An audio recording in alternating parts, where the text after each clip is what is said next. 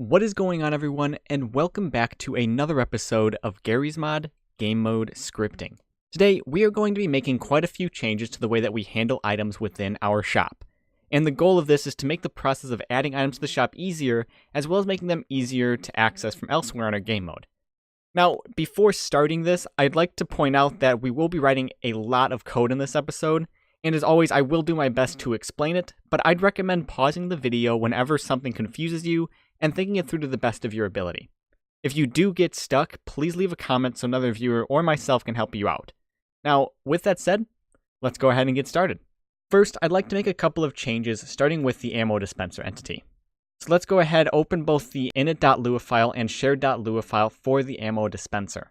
Now, within our init.lua file, we want to remove both the spawn function, this guy right here, as well as the onRemove function right here. Now, with those functions removed, we can head over to the shared.lua file and change ent.spawnable from true to false. In this way, this is going to prevent us from being able to spawn this entity from within the queue menu, because we no longer want to do that. We only want to be able to purchase or spawn this entity from the F4 menu. And we want to do the same exact thing with the barricade entity. We want to get rid of this spawn function. And within the shared.lua file, we want to remove that change ent.spawnable from true to false, because we do not want to be able to spawn it from the queue menu. And with that done, that's all we have to do with the entities in this episode, so we can close out of those files. And I want to go about creating a new folder within our game mode folder here. And I'm just going to call this shop. And within that shop folder, I want to create a new file, which I'm going to call sh for shared_shop.lua. And also, whenever we include a file, we also want to include it in the proper places. So this includes the cl_init file. We want to include shop/sh_shop.lua. And in the init.lua file, we want to do both add cs_lua file shop/sh_shop.lua, as well as include it shop/sh_shop.lua. Now, with the brand new shared shop file included where it needs to be included, let's head on over to our shared.lua file to get rid of this initialize function, because we have yet to do anything with it. So if we ever do need it again, we'll just add it back, but for now it's just cluttering it up. So go ahead and remove that. And as well as that, I want to create a table that will be in charge of holding these shop items. And to do this, we do YTG. You can call this whatever you want. I'm just calling it YTG because the name of my game mode is YouTube Game Mode. We just want to set that equal to an empty table, which is just an opening and closing curly brace like so. So with an empty table, we can head on over back to our shared shop file that we just created and add a couple of items to it. The first thing I want to do in here is create another table that's going to be added to that YTG table that we created right here. And to do this, we do YTG.shopItems, that's the name of the new table. And within this table, we're going to have a category called entities. And once again, we are going to set this equal to an empty table as well. And we can do the same exact thing one more time, because within our shop, we don't only have entities, but we also have weapons. So we create another category for weapons, or another table for the weapons. And with those created, we just need to go about adding the shop items to it. And within the entities one, we currently only have the ammo dispenser and the barricade. So to do this, we want to create another table, which will be for the ammo dispenser. And we're just going to set this equal to a table, which is going to have a price property, which will be set to 200, a level requirement property, which we'll set to 1, a limit, which we'll set to 1, the class name, which is equal to ammo_dispenser, and that class name is just being grabbed from this guy right here, the name of the folder. And lastly, the model. Model equals models/props_lab /receiver_cart.mdl. And that's all that we had to do for the entities and weapons whenever we add it to this shop items table. So we're just going to do the same exact thing with the barricade. I'm just going to copy this one and paste it right below. And also, don't forget to add the comma on the end of it as well. So let's replace this ammo dispenser with barricade. We'll set this price to 100, level requirement, set it to 1. We'll have a limit of 5. The class name, once again, is just the name of the folder within our entities folder. In this case, it's just barricade. And the model of it, which will be models/proplabs/blast door 001b.mdl. And then we can go about doing the same exact thing with the weapons. And once again, I'll just paste that in there and change it up. And we're just going to create a single weapon in here for now, just so it's not empty, which will be the shotgun. And we're going to add in a unique parameter to this one, which is just isGun. And we're going to set this equal to true. And then, just like the entities will have a price, we'll set that to 200, a level requirement of 1. Since it's a weapon, we don't need a limit, so we can just go ahead and get rid of that. The class name is just the class name of the weapon. In the case of the shotgun, this is just weapon. Weapon_shotgun. And the model is models/weapons/w_shotgun.mdl. So what we did here was create a bunch of different tables. We created our YTG table, which we just initialized to an empty table in our shared.lua file. And this way we were able to access it from both server side and client side within all of these game mode folders. As well as that, we created another table for the shop items, which has an entities table and a weapons table. And within that entities and weapons table, we created tables for each entity that we can purchase, as well as each weapon we can purchase. And we gave those a bunch of properties. It's a lot of tables, but it's going to make the process of managing and working with these a heck of a lot easier later on. And another great part of doing it this way is that this will allow us to, in a way, automate the creation of the shop panel, which we'll go over in just a second here. So to do that, let's head on over to our custom menu.lua file and get that added in. Let's scroll on down to our panel::init function, this guy right here. And we just want to remove everything within it. We're replacing it all. First thing we want to do is create a local variable called category list. And this is going to be equal to vgui.create dcategory list. And we're going to parent this dcategory list to itself, or to this panel. And we're going to do category list::doc fill, which will go ahead and cause this category list that we created to take up the entire screen space. The next thing we want to do is we want to loop through each category in alphabetical order, and what I mean by the categories is loop through entities and weapons. To do that, we create a for loop for category name. This will store either entities or weapons. For category name, comma, category table in sorted pairs. And within this, we want to pass in the table that we want to grab the values from. In this case, it's just ytg.shopItems. And this sorted pairs is going to return those categories in alphabetical order. So it'll return entities, and then it'll give us weapons. And then a do, end. And within here, we want to create another local variable, local collapsible category. And this will just create a separate category, a separate collapsible category for each one of these categories that we have for the shop, entities and weapons. And this will make a lot more sense once I show you in game. We're going to set this equal to vgui.create dcollapsible category. And we're going to parent it to the category list that we created right up here.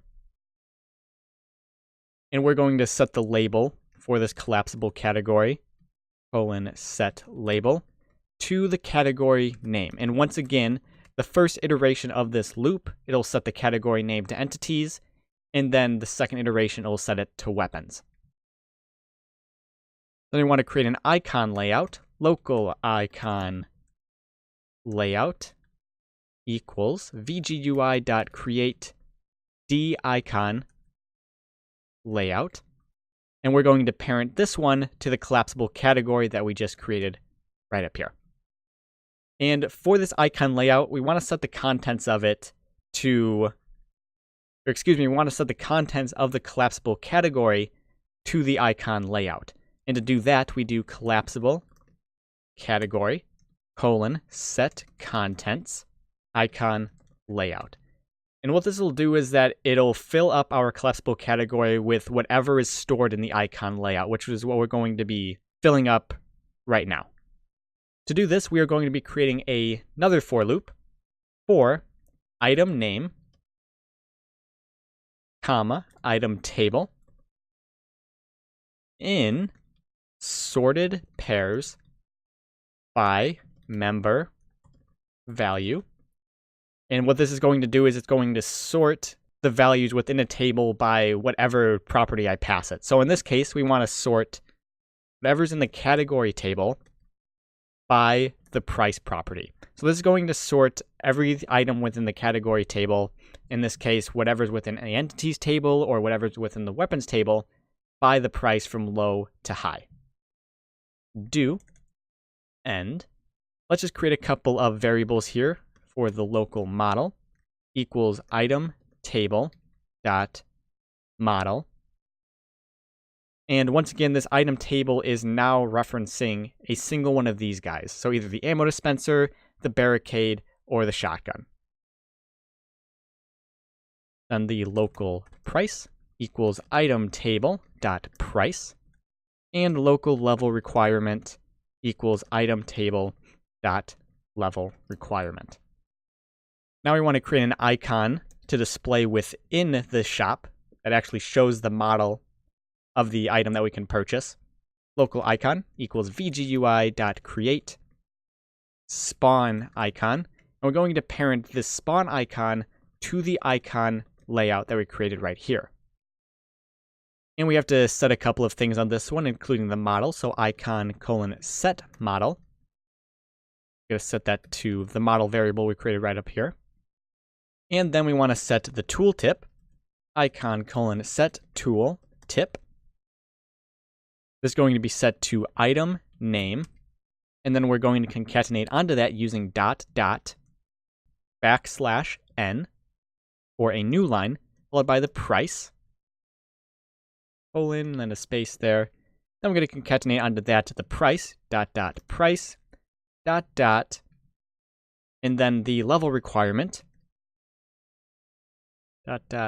level requirement. And that's all we have to do for the tooltip. You can go ahead and make that look however you want.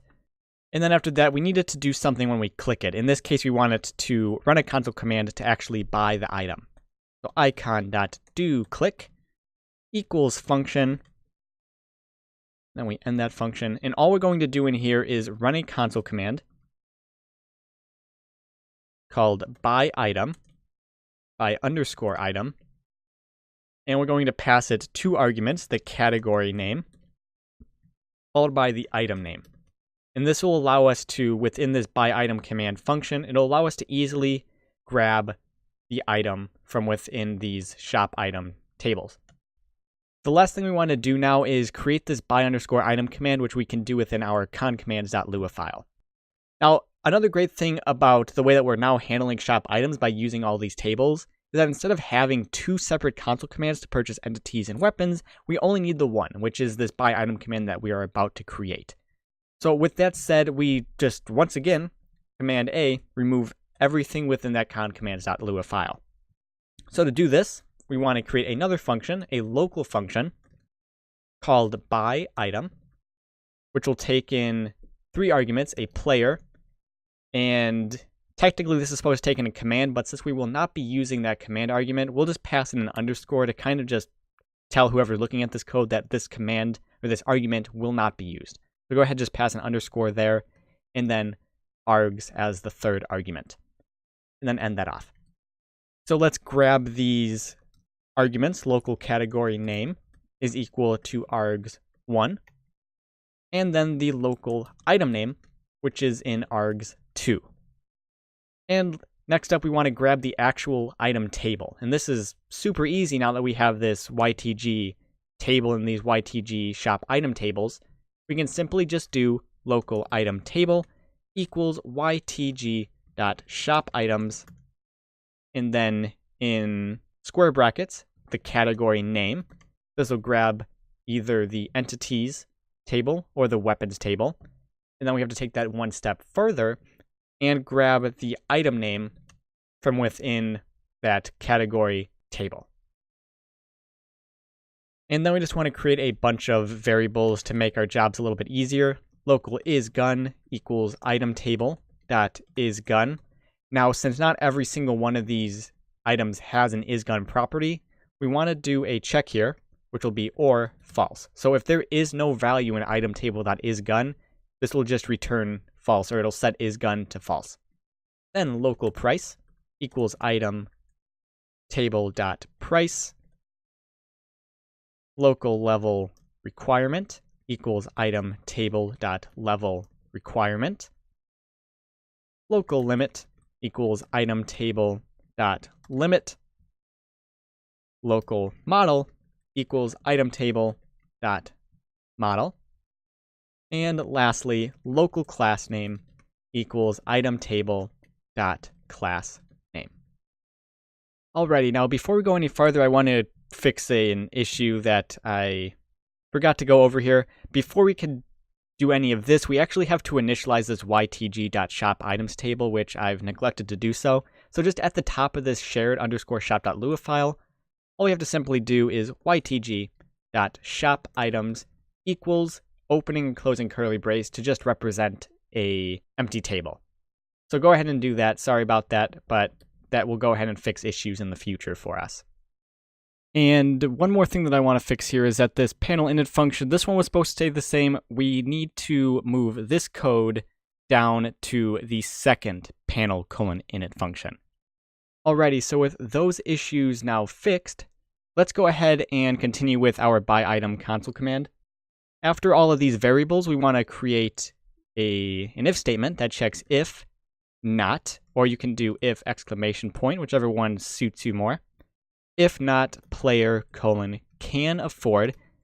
And this function is just from a couple episodes ago where we created those custom meta functions to kind of help us out with working with stuff like this. So with that, we want to do can afford, then in parentheses, price. So if the player does not have enough money to purchase whatever item they're buying, then we want to just do player chat print, and then just a simple message saying you can't afford this item, and then return. And then another if statement that checks to see if player get level is less than the level requirement. Then we want to send them another message that's just telling them that you must be level, concatenate level requirement, concatenate once again, to purchase this item. And once again, return so we can exit this function. And another check that will see if is gun, then else.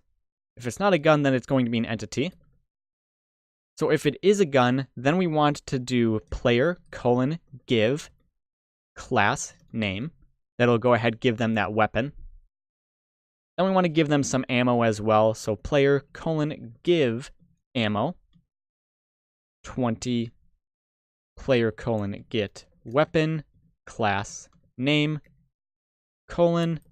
get primary ammo type, and return false there. And that'll go and give them 20 ammo as well as notify them that they got 20 ammo. Otherwise, if it's not a gun, then we're working with an entity. So we have to do a couple of things different here, quite a few things different, which is if limit then. So if there is a limit, then we have to go about checking to make sure that they haven't surpassed that limit. We want to do local player current spawn amount equals player :get var, the variable that we want to get, which is amount underscore dot item name. And if there is no value for that currently, then we're just going to default it to 0 by passing 0 as the second argument. Then we need to check if the player current spawn amount is greater than or equal to limit. Then we need to tell them that they have reached their spawn limit and can no longer spawn anymore by doing player :chat print, sending them a message saying something like, you've reached the spawn limit for this item. And once again, return. And then outside of this if statement, we need to go about figuring out an iTrace and spawn position, all of that fun stuff, by doing local tr for trace equals empty table. So the start position for this iTrace, we're going to set this equal to player :I pos tr.endpos equals tr.start plus player :get aim vector times 85. And what this is going to do for us is it's only going to allow this iTrace that we created, or this trace that we created, to travel 85 units forward. So there's never a chance where you spawn an entity and it spawns all the way on the other side of the map. It'll only ever spawn as far as 85 units in front of you. Then we want to do tr.filter equals player. This is going to filter out the player so the trace doesn't hit them. And then we want to do tr equals util.trace line and pass in that tr table. And this is going to actually perform the trace with the trace data that we created right up here. And it's going to return the result of that trace. And with that result, we can determine local spawn pos, which is equal to tr.hitPosition or hitPos plus a vector, which will be 0, 0, 40. And all this is it's going to offset that hit position by a little bit. And then with that, we need the spawn angle. So local spawn ang equals player :I angles. And we're going to modify that angle a bit by doing spawn ang dot pitch equals 0 and spawn ang dot yaw equals spawn ang dot y plus 180. In simpler terms, this is just going to rotate 180 degrees around the vertical axis. And all this does is it's going to make the entity actually face the player. Now, with all of that crazy math done, let's go about actually spawning in this entity by doing local ent equals ent.create class name. Ent.owner is the player. And this is the player that's actually running this ByItem command. Ent : set model to the model value that we grabbed a little bit earlier. And ent : set pos to the spawn position that we just created. Ent : set angles to the spawn ang that we created just above. Then we want to actually spawn it using ent : spawn. And finally, ent : activate. And then we want to do an if statement that checks if there is a limit. Then we want to once again call a function that we're going to create in just a bit here called handle limit change. And this is just going to take in the entity, the item name, as well as the player. And if after all of that code, we end up at the bottom here, then we want to just call ply : remove from balance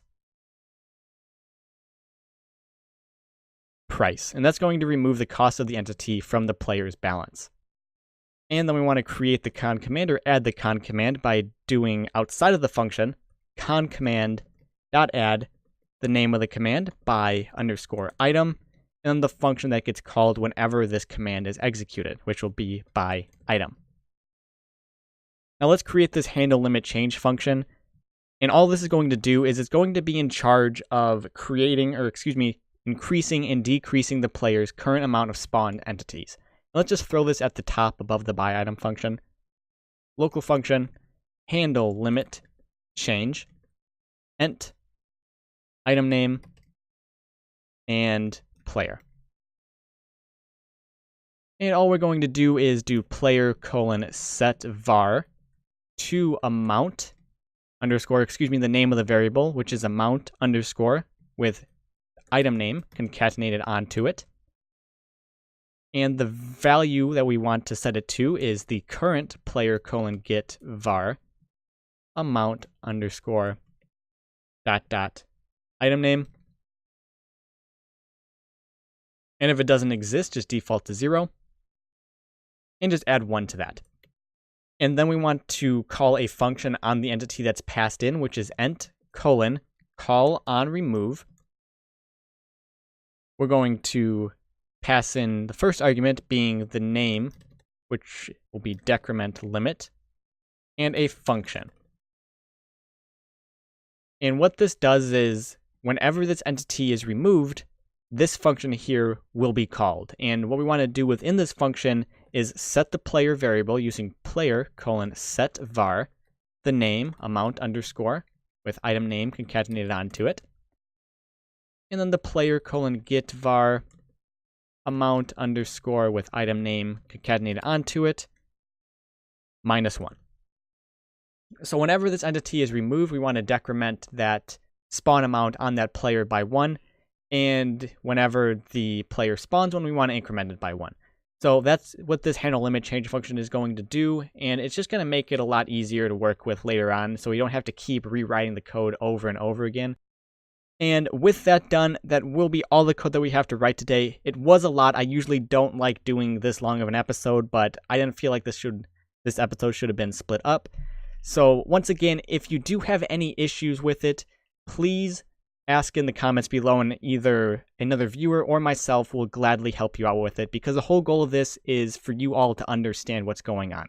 So please ask questions and we'll gladly help you out.